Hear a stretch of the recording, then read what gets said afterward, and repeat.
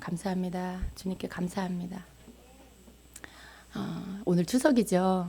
근데 추석은 세상 우리나라가 이렇게 지키는 절기인데 하나님의 은혜는 추석에 더 많이 주시는 것 같습니다. 우리의 믿음은 어떤 때에 더 드러나는 것 같아요. 그러니까 예배할 수 없는 때에 예배하는 거, 다른 것이 더 중요한 때에 그때 하나님이 더 중요하다는 걸 우리가 보일 수 있는 거, 그것을 주님을 선택할 수 있는 거, 그것이 정말 믿음인 것 같습니다. 네, 주님은 또 그러한 우리의 중심을 또 잘 아십니다. 여러분의 삶에 하나님께서 주시는 그런 은총이 더 증가될 것입니다. 예. 하나님은요, 하나님 마음을 감동케 하고 기쁘게 하면요, 그 다음에 말릴 수가 없어요. 하나님을 말릴 수가 없어요. 하나님 부어주시는 그 은혜와 은총이 정말 이렇게 넘치고 넘칩니다. 예. 여러분이 아무것도 하지 않아도 그저 부어주시는 그 은혜가 있어요. 여러분이 그냥 주님을 부르기만 하여도 그 부어주시는 하나님의 은총이 있습니다. 그것을 누구에게 주냐? 사랑하는 자에게 주세요. 사랑하는 자에게. 여러분이 하나님이 사랑하는 자가 되시면 그냥 이렇게 위로부터 그냥 내려오는 그 은총을 여러분이 경험하게 됩니다. 그 은총을 다 받으신 여러분 되길 축복합니다. 아멘. 우리 말씀 같이 보겠습니다. 로마서 8장입니다. 로마서 8장 13절부터 16절까지. 로마서 8장 13절부터 16절까지 한 목소리로 읽습니다. 너희가 육신대로 살면 반드시 죽을 것이로되 영으로서 몸의 행실을 죽이며 살리니 무릇 하나님의 영으로 인도함을 받은 사람은 곧 하나님의 아들이라. 너희는 다시 무서워하는 종의 영을 받지 아니하고 양자의 영을 받았으므로 우리가 아빠 아버지라고 부르짖느니라. 성령이 친히 우리의 영과 더불어 우리가 하나님의 자녀인 것을 증언하시나니. 아멘. 아멘. 성령님에 대해서 좀 우리가 나눌 것입니다. 여러분 성령 받았습니까? 네. 우리가 거듭났다라면 다 성령을 받았습니다. 거듭났다라는 말에 다른 말은 성령을 받았다라는 것이죠. 그래서 거듭나는 것과 성령 받는 일은 동시에 일어나는 일입니다. 성령을 받았다면 그 사람 안에는 거듭났다면 그 사람 안에는 다 성령이 계시는 것이죠. 오늘 그 14절의 말씀은 무릇 하나님의 영으로 인도함을 받는 사람은 곧 하나님의 아들이라 이렇게 말씀해요. 하나님의 영, 곧 성령이시죠. 성령의 인도함을 받는 사람은 곧 하나님의 아들이다 이렇게 말씀해요. 이 아들이라는 표현 안에는 모든 자가 다 들어갑니다. 성경에는 딸도 그냥 다 아들이라 그래요. 자녀를 통틀어서 다 아들이라고 이렇게 말씀하십니다. 그래서 성령, 하나님의 영으로 인도함을 받는 사람은 하나님의 자녀라는 증거죠. 여러분 하나님의 자녀이십니까? 그렇다면 여러분 하나님의 영으로 인도함을 받고 계셔야 됩니다. 그래요. 하나님의 영으로 성령으로 인도함을 받고 계시는지 여러분이 다시 한번 좀 오늘 말씀을 통해서 점검되기를 원합니다. 여러분 성령님이 여러분에게서 멀리 계시는 분이 아닙니다. 성령님은 누구십니까? 삼위 하나님의 제3위이십니다. 성부 하나님, 성자 예수님, 성령 하나님. 그래서 성령님은 누구세요? 하나님이세요. 그분이 어디 계시냐 하면 바로 우리와 함께 계십니다. 성령님은 하나님의 영이시고 또 예수님의 영이십니다. 그 하나님이세요. 그래서 그분이 우리에게 예수를 믿는 우리에게 우리가 거듭날 때 오셔서 우리가 하나님의 나라 갈 때까지 우리 이끌어 주십니다. 근데 우리가 그분과 함께 사는 법을 배워야 돼요. 여러분 성령님과 함께 살고 계시냐 하는 거예요. 성령님을 알아요. 그리고 내 안에 계신 것도 알아요. 근데 그 다음 성령님이 내 안에 계시는 것에 그 다음 단계. 그럼 내가 그분과 함께 날마다 살고 있느냐. 이 부분에 대해서 여러분의 대답이 이렇게 자신 있게 아멘 이렇게 하지 못하는 분들도 많이 있으실 것 같아요. 우리는 성령님을 잘 알지만 그분이 무엇을 하는지, 그분을 어떻게 섬겨야 하는지, 그분을 어떻게 따라야 하는지 그런 것들에 대해서 우리가 잘 모를 때가 많이 있습니다. 먼저는 성령님이 하나님이신 걸 여러분 믿으셔야 돼요. 예. 그리고 그 하나님이 우리 안에 와 계신다는 걸 여러분 믿으셔야 돼요. 그분은 그냥 어떤 이런 형체가 이렇게 보통 성령이 뭐라고 합니까? 불. 성령의 불. 그래서 불이다 이렇게도 얘기하고 또 성령은 비둘기다 이렇게도 얘기하고 뭐 성령은 뭐 물 생수다 이렇게도 얘기하죠. 근데 여러분 우리가 성령님을 그렇게만 이해하면 성령님이 굉장히 좀 막연해요. 성령님이 불이다?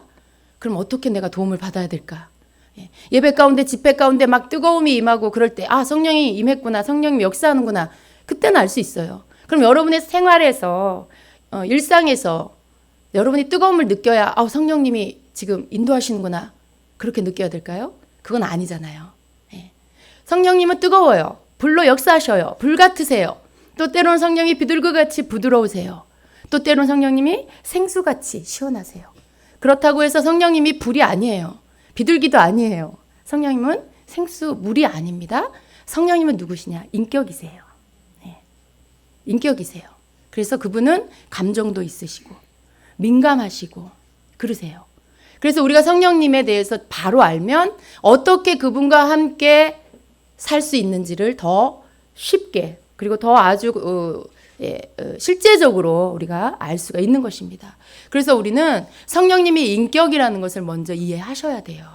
여러분 옆에 사람 한번 보세요. 한번 말 좀 걸어보세요. 축복합니다. 여러분 그분의 얼굴 표정을 볼 수 있고 또 그분의 목소리를 들을 수 있고 그리고 조금 더 친한 분이라면 그분의 기분을 읽을 수 있을 거예요. 얼굴 표정이나 목소리를 통해 그분의 기분이 어떤지, 컨디션이 어떤지, 뭐 고민이 있는지, 즐거운지 이런 것들 우리가 알 수 있죠. 성령님은 마치 내 옆에 앉은 사람과 내가 축복합니다라는 대화를 나눈 것처럼 그분은 그렇게 우리하고 그런 교제를 할 수 있는 분이라는 거죠. 그러니까 여러분 성령님이 인격이라는 것은 내가 나의 모든 삶을 나눌 수 있는, 같이 느낄 수 있는, 상담할 수 있고 또 도움을 요청할 수 있고 그런 모든 것들을 함께 할 수 있는 분이라는 거예요. 근데 그분이 오셨어요. 여러분 안에 계세요. 우린 예수님을 사랑해요. 근데 여러분 내가 성령님을 사랑하면 예수님을 사랑하는 것하고 어떻게 되는 거지? 내가 뭐라고 호칭을 해야 되지? 막 이런 것들 때문에 또 헷갈릴 수가 있어요. 근데 여러분 성령님은요. 성령님 자신으로 이렇게 모습을 드러내시지 않아요. 성령이 강하게 역사할 때 성령님이 강력하게 나타나실 때 제가 경험한 건 그때 나타나는 동일하게 나타나는 분이 누구냐면 바로 예수님이세요. 지금 예배 가운데 성령님이 강하게 역사한다. 근데 영안을 열어서 보게 하시는 건 뭐냐? 예수님의 현현이에요. 천사들과 함께 오신 그 모습을 보여주세요. 무슨 말이냐면 성령님은 자신 스스로 성령님 자신으로 일하시지 않는다는 거예요. 우리가 성령님을 더 사랑하는 것이 예수님을 덜 사랑하는 거다? 그게 아니라는 것입니다. 성령님과 함께 깊은 관계를 갖는 게 곧 예수님과 함께 깊은 관계를 갖는 거예요. 성령님과 함께 모든 것을 나누는 게 곧 예수님과 함께 모든 것을 나누는 것과 동일해요. 왜냐하면 성령님은 그 자신으로 예수님을 드러내세요.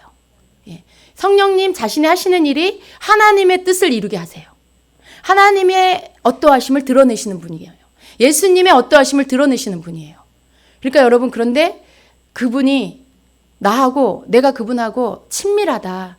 그러면 곧 내가 예수님과 친밀한 거죠. 여러분 안에 성령님이 오셔서 여러분을 하나님이 기뻐하는 삶을 살 수 있도록 더 이끌어 주시기를 원하고 계십니다. 먼저는요. 그 존재에 대한 이해가 우리에게 필요해요. 어떤 때는 예배 가운데 은혜가 임하면 더 많은 어떤 하나님의 역사가 성령의 역사가 있을 때는 누가 설명해 주지 않아도 우리는 성령님의 그 역사, 임재를 느낄 수 있어요. 굳이 내가 막 믿으려고 애쓰지 않아도 그분의 역사 속에 그냥 믿음이 오는 거죠. 그런데 여러분 혼자 있을 때 여러분의 일상의 삶 속에 여러분이 일을 하고 있을 때 그럴 때 여러분은 성령님과 어떻게 교통해야 할지 때로는 잘 모르겠을 때가 많이 있는 거죠. 근데 여러분, 말씀을 믿으셔야 돼요. 예. 예수님 뭐라고 하셨냐면, 예수님이 이 땅에 십자가 지시러 오셔서 이제 그 십자가 지시기 며칠 전에, 예. 그때 제자들에게 마지막 식사를 하시면서 말씀하신 것 가운데 성령님에 대해서 말씀하셨죠. 요한복음 16장 7절에 내가 떠나가는 것이 너에게 유익이다. 내가 떠나가야 보혜사 성령, 내가 떠나간 다음 내가 보혜사 성령을 너에게 보내줄 거다. 그렇게 말씀을 하셨어요. 그리고 그분은 더 이상 이스라엘 갈릴리에만 거하시는 게 아니라 모든 믿는 자 안에, 모든 믿고 거듭난 자 안에서 예수의 영으로 함께하고 계시는 분인 거죠. 그러니까 시 공간을 제한받지 않는 그런 분으로 오신 거예요. 그렇죠? 여러분, 예수님이 여러분 안에 계시는 것과 동일합니다. 예수님이 하나님 보좌 우편에 계시지만 그분이 성령으로 우리와 함께하고 계세요. 근데 그분이 우리에게 오셔서 우리에게 돕기 위해서 오셨어요. 우리의 모든 문제를 상담해 주시기 위해서 오셨어요. 우리의 삶을 도와주시기 위해서 오셨어요. 그런데 여러분, 우리가 그렇게 하고 있나요? 여러분, 성령님의 도움을 받고 계세요? 성령님의 도움을 받고 계세요? 성령님께 여러분의 문제를 상담하고 그분의 도움을 받고 계세요? 네. 근데 이러한 부분에 있어서 여러분 좀 더 확신을 갖기를 축복합니다. 우리는 때로 그래요. 내가 듣는 성령의 음성이 진짜 성령의 음성일까? 여기에 제가 손들라고 하면 한 5분만 빼고는 거의 다 저는 확신하지 못하겠어요 라고 하실 것 같아요. 그렇죠?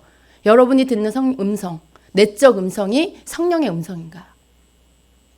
근데 거듭난 자 안에 여러분 성령이 계세요. 그리고 우리는 성령의 음성을 들을 수 있다라고 말씀하고 계세요. 근데 우리는 왜 확신하지 못할까요? 그것은 내 안에 하나님의 뜻대로 살지 않는 어떤 삶, 하나님의 뜻에 맞지 않는 어떤 그 생각, 태도, 어떤 이러한 것들이 우리 안에 남아서 성령의 음성과 나의 생각, 이 두 부분이 때로는 서로 막 뒤섞이고, 때로는 내 생각이 성령의 음성을 앞서서 나의 생각이 내 음성으로 성령의 음성처럼 내 앞에 들리고, 그러니까 이러한 것들이 나를 인도하지 못하는 것 같이 그렇게 확신할 수 없는 그러한 음성으로 우리에게 들려질 때가 많이 있는 것입니다. 근데 여러분, 성령님은요, 분명히 우리와 함께하고 계세요. 근데 우리가 성령님의 인도함을 온전히 받고 그분과 함께 사는 부분에 더 큰 확신을 갖기 위해서는 우리가 몇 가지를 좀 알아야 됩니다. 그것은 그분이 언제나 우리를 강권적으로 이끌어 주시는 분이 아니라는 걸 알아야 돼요. 성령님은 근심하는 분이, 근심할 수 있는 분이에요. 근심한다. 여러분, 부모님께 근심시켜 드리신 적 있으세요? 없으세요? 없는 척 하고 계시는데 여러분 다 아주 착한 그런 아들, 딸이셨어요? 학창 시절에 부모님 속 썩이지 않으셨나요? 근심케 하는 거, 속을 썩이는 거. 이 근심이라는 헬라어의 그 원뜻이요, 고통하다, 슬프다, 이런 슬픔, 이런 뜻이 있어요. 그러니까 우리가 성령을 근심케 한다라는 것은 성령을 슬프게 하고 고통스럽게 한다라는 것이죠. 근데 여러분, 우리가 성령님을 근심시킬 때 성령님은 일하지 않으세요. 성령님은 우리를 인도하시지 않으세요. 성령님 그냥 아무것도 안 하세요. 그러니까 여러분이 우리가 성령님을 모시고도 여전히 우리가 알아서 살아야 되는 삶을 살고 있다라면 성령님을 우리가 근심시켜 그분으로 하여금 나를 온전히 도와주실 수 없도록 누가 그렇게 만든 거예요? 내가 그렇게 만든 거죠. 내가 그렇게 만든 거죠. 근데 우리가 왜 그럴까요? 잘 몰라서 그래요. 성령님을 근심시키는 거, 에베소서 4장 30절에 그렇게 말씀하고 있습니다. 하나님의 성령을 근심하게 하지 말라, 이렇게 말씀해요. 그 안에서 너희가 구원의 날까지 인치심을 받았느니라. 그런데 여기 이 에베소 4장 30절 전후를 보면요. 성령을 근심케 하는 어떤 행동들이 있다는 것을 우리가 알 수가 있습니다. 25절부터 이렇게 쭉 보면요. 그런즉 거짓을 버리고 이렇게 말씀해요. 거짓을 버리고 각각 그 이웃과 더불어 참된 것을 말하라. 또 26절에는 분을 내어도 죄를 짓지 말며 해가 지도록 분을 품지 말고 마귀에게 틈을 주지 말라. 도둑질하는 자는 다시 도둑질하지 말고 또 더러운 말은 너희 입 밖에 내지도 말고. 예. 그러면서 30절에 가서 하나님의 성령을 근심하게 하지 말라 이렇게 말씀하시고요. 또 30절을 지나 31절에 보니까 모든 악독과 노함과 분냄과 떠드는 것과 비방하는 것을 모든 악의와 함께 버리고 이렇게 말씀해요. 결국 성령을 근심케 하는 것은 바로 이러한 것들이라는 거죠. 거짓된 것, 그리고 분을 내는 것, 도둑질하는 것, 더러운 말, 또 모든 악독과 분내는 것과 떠드는 것과 비방하는 것, 그리고 모든 악의를 행하는 것. 여러분 이러한 모든 것들을 한 글자로 말하면 뭐예요? 죄죠. 예. 그러니까 우리가 죄를 행할 때 성령님은 근심하시고요. 그분은 우리를 도와주실 수가 없게 된다는 것입니다. 여러분 우리가 성령의 인도함을 받게 만들어 주셨어요. 예수님께서 가시고 우리를 위해 성령을 보내주셨어요. 왜냐하면 우리가 성령의 인도함을 받고 살아야 하니까. 그런데 왜 우리가 성령의 인도함을 못 받느냐. 성령님은 거룩한 분이고 거룩한 영이세요. 하나님의 영이세요. 그런데 그분이 우리가 죄를 범하면 그분이 우리와 함께 하실 수가 없어요. 우리 안에서 우리를 이끌어 주실 수가 없어요. 성령님은 어떤 분을 인도해 주시냐. 그분에게 순종하는 자, 그분을 섬기는 자, 그분을 존중하는 자, 그러한 자를 이끌어 주세요. 진리 가운데로, 생명으로, 하나님께로 우리를 이끌어 주세요. 그런데 우리가 죄를 짓게 되면 그러한 인도함을 못 받게 되는 것입니다. 이러한 어떤 성령을 거스리는 행동을 할 때 성령님은 근심하게 되시죠. 근데 우리가 성령을 근심케 하면 안 돼요. 우리의 삶 안에 성령이 우리로 기뻐하시고 우리 삶의 모든 때에 우리를 인도해 주실 수 있도록 그분 앞에 항상 이렇게 우리가 성령님이 예민하신 것처럼 우리도 성령님께 예민해야 됩니다.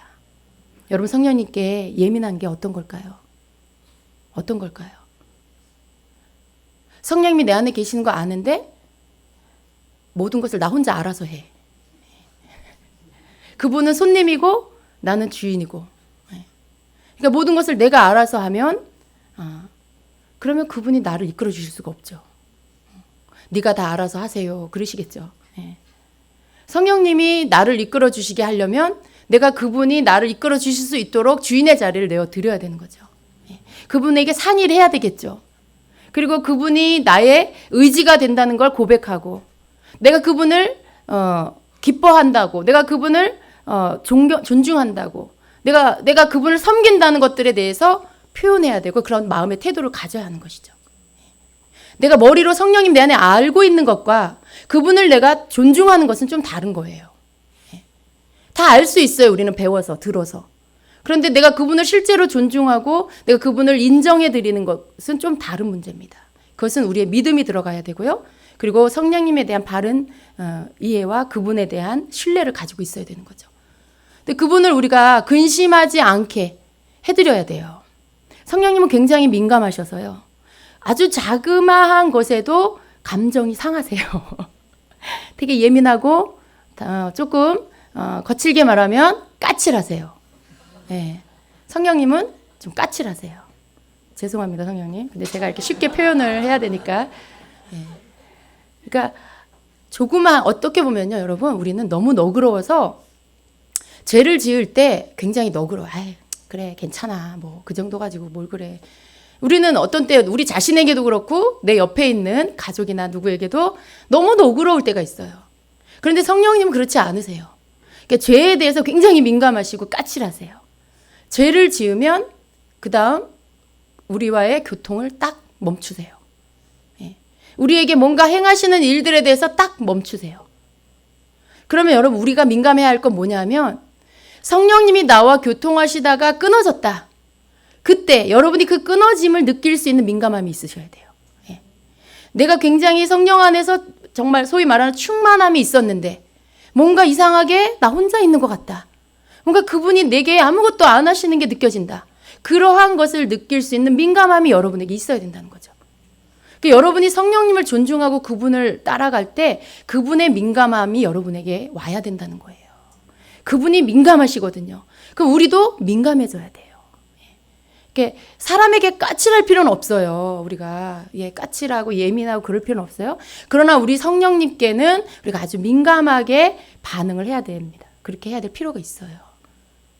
그래서 그분이 근심하지 않도록, 여러분 성령님의 근심이 길어지면 어떻게 되는지 아세요? 성령을 우리가 소멸케 돼요.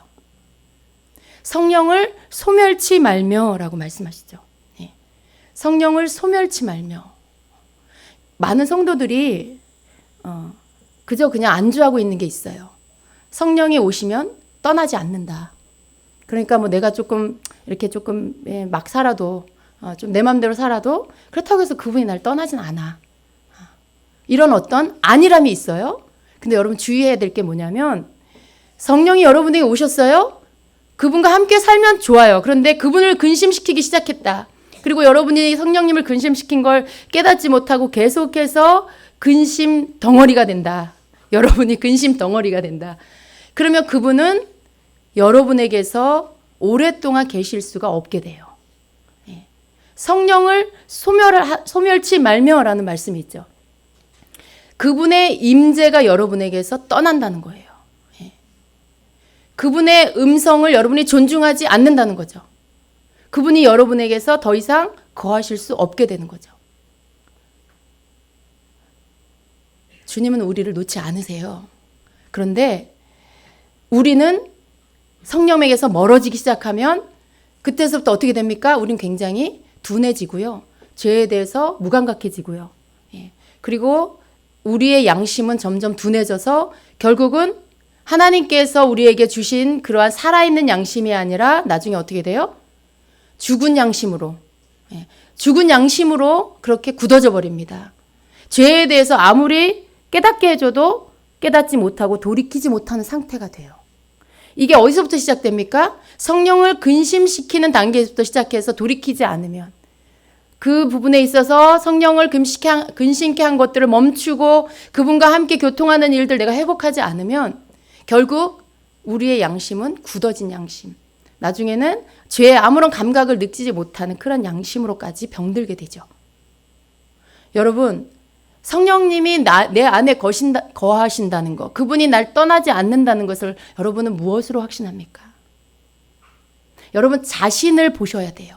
첫째는 말씀을 물론 믿는 거 맞아요. 그러나 그 말씀과 함께 동일하게 있는 말씀이 뭐예요? 오늘날 너희가 성령의 음성을 듣거든 너희 마음을 강팍하게 하지 말아라. 광야에서 시험하던 날에 거역하던 것 같이 너희 마음을 완고하게 하지 말라. 거기서 너희 열조가 나를 시험하여 증언하고 40년 동안 나의 행사를 보았느니라.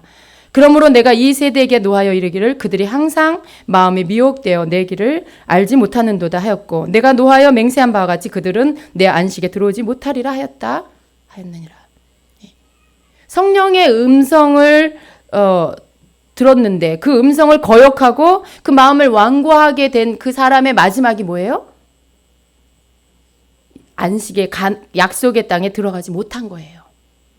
성령의 음성, 성령님과 함께 교통하는 거, 성령님 내 안에 함께 하신 거 다 믿고 다 아는데 내가 성령을 근심시키기 시작하고 그분에게로부터 내가 함께 하지 못하는 그런 어떤 그런 삶을 살기 시작하면 그 끝에가 어떻게 돼요?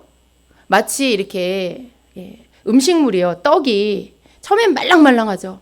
근데 그것을 식탁에다 놔두면 하루가 지나고 이틀이 지나고 그러면 점점 딱딱해지죠. 마치 우리의 양심은 그런 것처럼 성령님이 우리를 터치하지 않으시면, 성령님이 우리와 함께하셔서 우리 삶을 간섭하시지 않으시면 이것은 마치 굳어진 떡처럼 딱딱해집니다. 나중에 이것은 돌덩어리처럼 되고 먹을 수가 없는 떡이 돼버려요. 렌즈에 돌려도 안 되는 그런. 마치 우리의 양심은 성령님에게서 분리되면 그런 상태로 되어져 버리죠. 여러분, 성령님은 우리를 돕기 위해서 오셨어요? 여러분을 돕기 위해서 오셨어요? 그런데 그분을 우리가 잘 모셔야 돼요. 그분이 아니고는 우리는 하나님께로 갈 수도 없고요. 그분이 아니고는 예수님이 누구신지 알 수도 없고요. 그분이 아니고는 예수님을 사랑할 수도 없어요. 그분이 아니고는 성경 하나님의 말씀을 깨달을 수도 없어요. 그분이 아니고는 어떤 성령의 은사도 경험할 수가 없습니다. 이런 모든 것들이 성령을 통해 성령께서 우리에게 해주시는 일인데, 이분을 근심케 하고 이분과 우리가 관계가 멀어지기 시작하면 우리는 생명을 잃어버리게 돼요. 생명을 잃어버리게 됩니다. 반대로 우리가 이 성령님과 우리가 교통을 잘, 날마다 더 잘 하게 되면요, 어떠한 축복이 있나?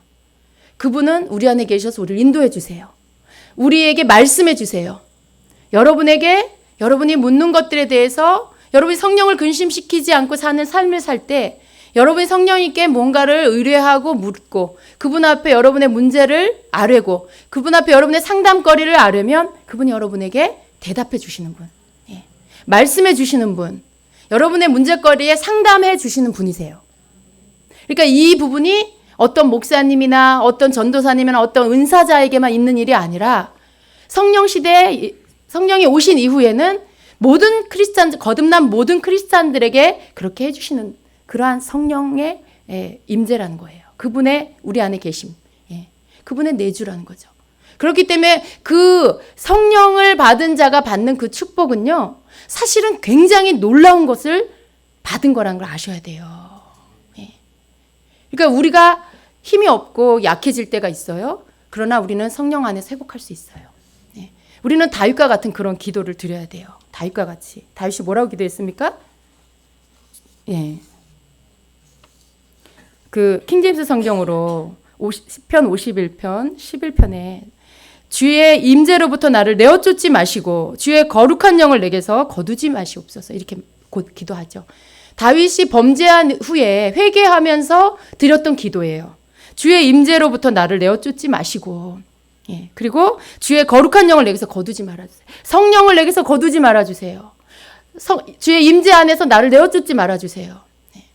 이게 여러분 성령 받은 그리스도인에게 있어서 가장 중요한 거예요. 여러분, 우리에게 있어서 가장 중요한 성령이 함께 하심, 나를 예수님을 알게 해주시고 예수님을 만나게 해주시고 예수님을 사랑하게 해주시고 예수님 말씀대로 살게 해주시는 그분이 우리를 돕기 위해서 오셨다는 거, 그리고 그분의 인도하심을 여러분이 받을 수 있다는 거, 그분의 내적 음성을 여러분이 들을 수 있다는 걸 믿으십시오.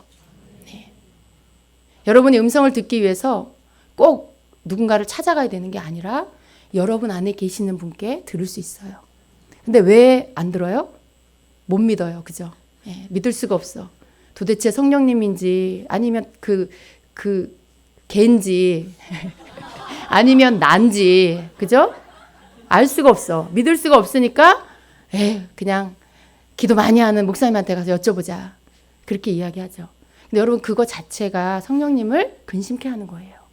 사실 물론 필요해요. 어느 때 여러분이 뭔가에 음성을 받았어, 응답을 받았는데 이거 하나로는 내가 이걸 확신할 수 없을 때 여러분이 받은 응답을 가지고 또 다른 분에게 가서 다시 한번 의뢰함으로 같은 응답이 있는지 확증받는, 그런 차원에서는 또 다른 사람에게 그분에게 말씀하신 성령의 음성을 들을 필요가 있어요. 그런데 아무것도 하지 않고 무조건 다른 사람에게 가서 그분을 통해서 성령의 음성을 들으려고 한다. 그러면 여러분, 그것 자체가 성령을 근심시키는 거예요.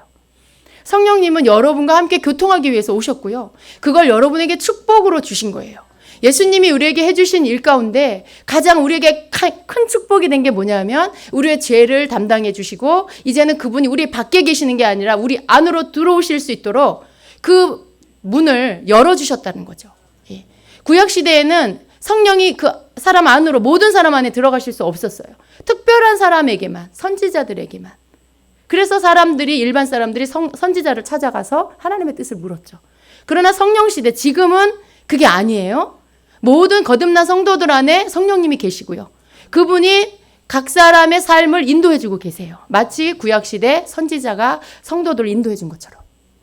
그렇기 때문에 여러분이 해야 될 건 뭐냐? 여러분이 성령을 근심시키지 않은 삶을 살면서 그분과 교통하는 거예요. 여러분의 모든 일들을 그분과 상의하는 거예요. 그분 앞에 의뢰하는 거예요. 그리고 그분의 음성을 듣는 겁니다. 그분의 음성을 듣는 건 기다림이 필요해요. 그분의 음성을 듣는 건 여러분이 믿음이 필요해요. 예.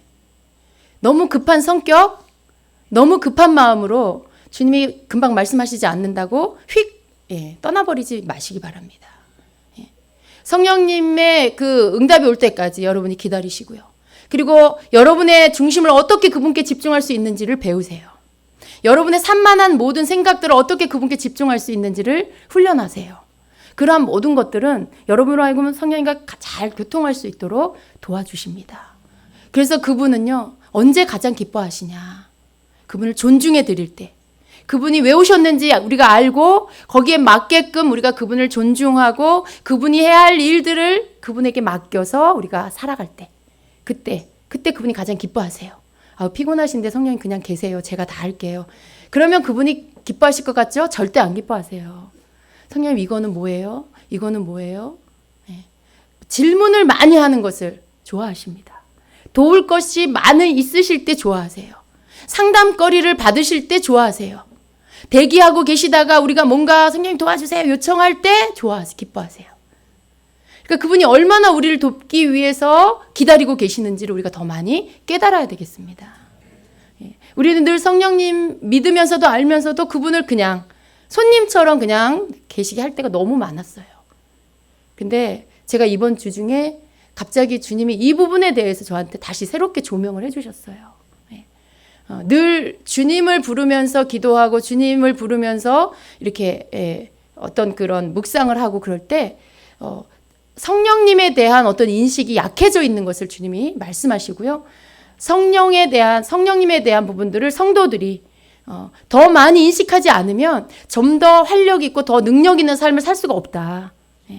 주님과의 사랑의 교제는 하지만 삶 속에 어떤 그 돌파하여 나아가는 어떤 하나님의 능력을 경험하는 것들은 약해질 수밖에 없다. 그 이상이다. 성령이 하시는 일은 지금 성도들이 경험하는 것보다 그 이상의 그 놀라운 것들을 삶 가운데 경험할 수 있다. 그것을 가르쳐라 그러셨어요. 제가 기회가 되면 또 더 하겠습니다. 구체적으로. 근데 여러분 성령님과 예수님을 우리가 별개로 생각하면 안 돼요. 물론 분명히 삼위 하나님의 예수님과 성령님은 각각 다른 일을 하세요.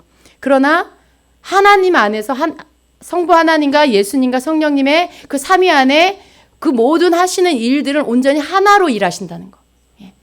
하나로 일하신다는 거. 그래서 삼위일체예요. 분명히 삼위가 있으신데 하나시라는 거죠. 그래서 우리는 예수님과 성령님을 너무 동떨어지게 생각할 필요가 없어요.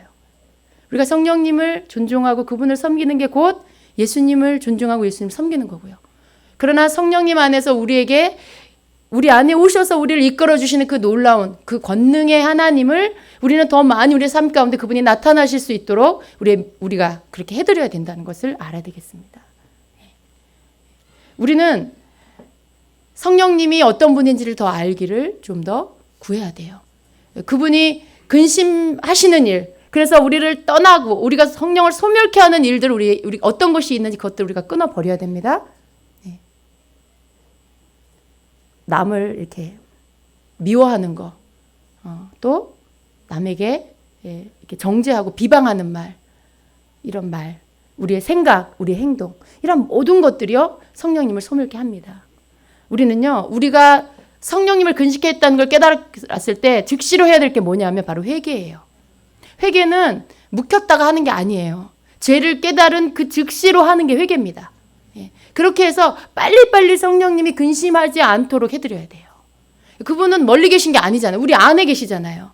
근데 내가 뭔가를 죄를 졌는데 잘못했는데 이걸 묵혔다가 주일날 가서 교회 가서 기도해야 되겠다. 이분은 여기서 괴로워하고 계속 근심하고 계세요. 죄를 깨달으면 바로 즉시로 회개하는 게 그분을 근심하지 않게 하는 겁니다. 그게 여러분이 성령님과 교통하는 것에 막힘이 없게 하는 방법이에요. 그런 어떤 자그마한 것부터 여러분이 성령님과의 관계 안에서 그분과 막히지 않도록 회복할 수 있는 것들을 계속해서 하시기 바랍니다. 여러분 삶 속에 어떤 문제가 있습니까?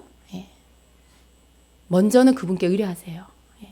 그분은 우리를 정말 도와주시려는 목적, 그 하나로 그 사역을 위해서 이 땅에 오신 분이에요. 우리가 그분과 좀 더 친밀한 관계를 갖고요. 예. 우리가 그분 앞에 더 많이 내 문제를 내어 맡겨야 되겠습니다. 예. 우리가 그분 앞에 내 장래를 맡겨야 되겠어요. 성령님 나를 인도해 주세요. 예. 모든 때에 우리와 동행해 줄 수 있는 사람은 아무도 없어요. 그죠? 아무리 부모가 자녀를 사랑해도 모든 때에 그 아이와 함께 동행해 줄 수는 없어요. 그러나 성령님은 여러분이 시험장에 가서 시험 볼 때도 함께 해주실 수 있으세요. 네. 그러한 어떤 내 아주 지극히 개인적인 일까지도 성령께서 여러분을 도와주실 수 있음을 믿으십시오. 네, 믿으십시오. 밤에 자는데 무섭다. 혼자 자는데 악몽을 꾼다. 여러분 그때 누가 여러분을 도와줄 수 있어요? 성령님이 여러분을 도와줄 수 있습니다.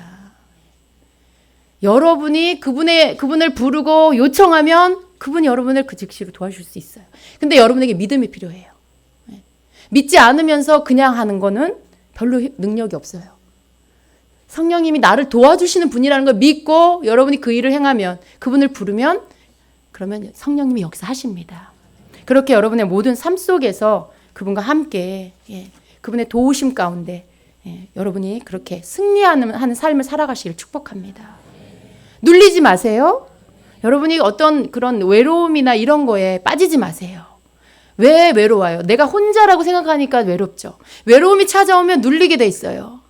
모든 일을 내가 알아서 해야 된다라는 생각을 하면 눌리게 돼 있어요. 그러나 아닙니다. 성령님이 여러분을 돕기 위해 와 계세요.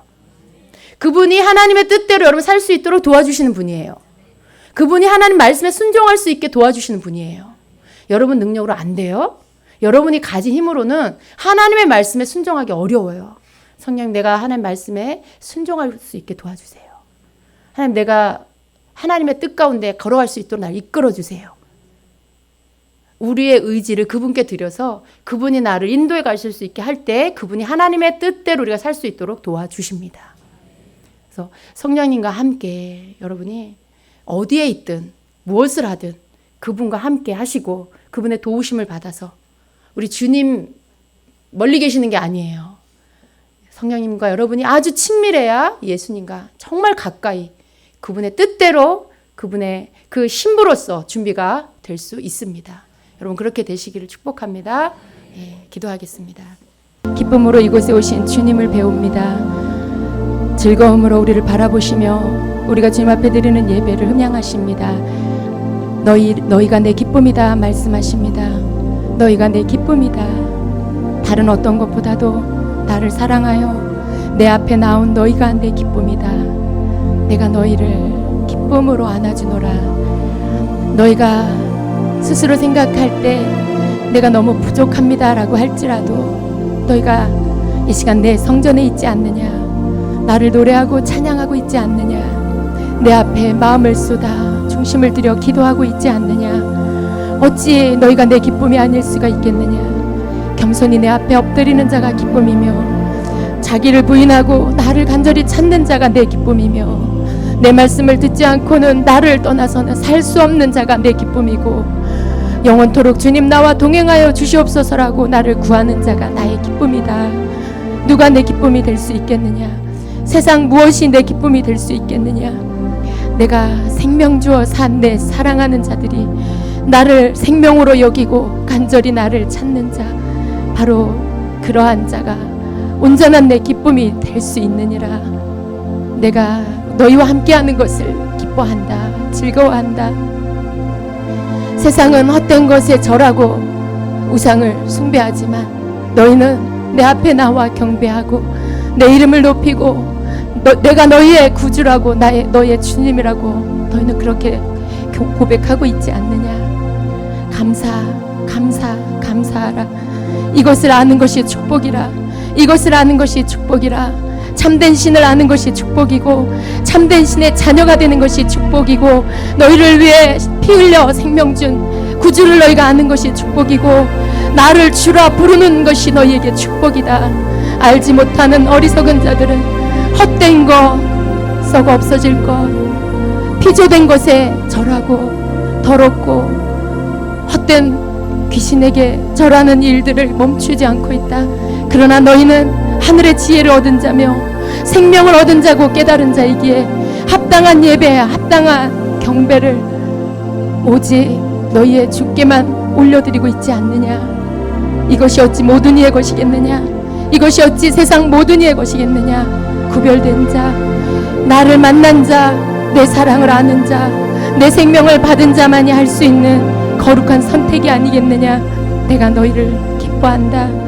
나를 선택하며 다른 어떤 것보다도 예배에 주님 만나는 일에, 하나님의 말씀을 듣는 일에 너희들의 삶에 우선을 두는 너희를 내가 너무나 기뻐하고 기뻐한다. 너희의 예배가 세상을 변화시킬 것이고 너희의 예배가 너희의 주변을 변화시킬 것이니 오늘 너희가 잠시 받는 환난이 있다 할지라도 너희는 그 환난에 굴하지 말아라. 나는 나를 경배하는 자를 반드시 승리하게 할 것이니 내가 그를 통하여 내 이름이 높임을 받고 영광을 받을 것이다. 많은 이들 앞에서 나를 높이는 이를 통해 내가 그를 통해 내 영광을 드러낼 것이고 모든 이가 내 영광을 볼 수 있도록, 그래서 그 영광 앞에 엎드릴 수 있는 통로가 되도록 내가 그를 사용할 것이라.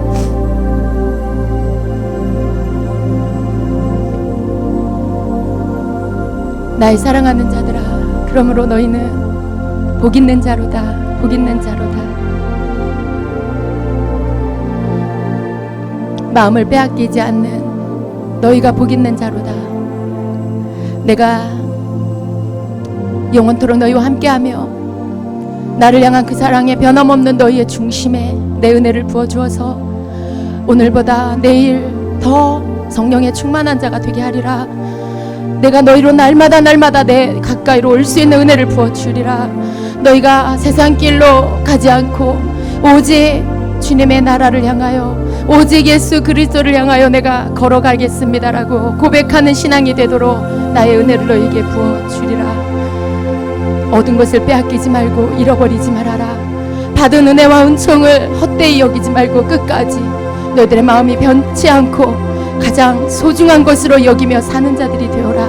그 누구도 너희의 것을 빼앗아갈 수 없으며 그 어떤 것도, 세상 어떤 것도 너희들의 그 나를 향한 사랑과 믿음과 섬김을 빼앗아갈 수 없을 것이니 내가 영원히 빛나도록 나를 향한 너희의 사랑과 믿음을 영원히 빛나는 별과 같이 그렇게 빛을 발하게 하리라. 나의 사랑하는 자들아, 내가 너희를 축복한다. 내가 너희를 축복한다.